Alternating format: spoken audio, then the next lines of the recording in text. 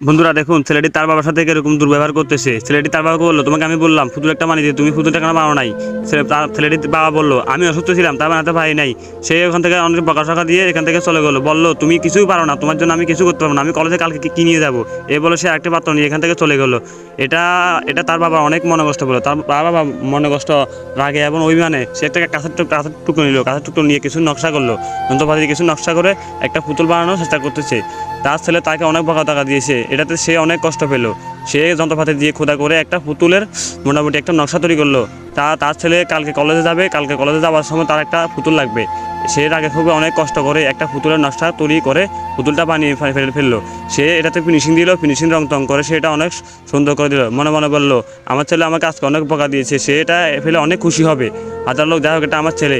আবার ছেলেটি এসে বললো, বাবা আমার পুতুলটা কই? বললো, এ নাও তোমার পুতুলটা নিয়ে যাও। বললো, ধন্যবাদ বাবা, আবার দেখা হবে।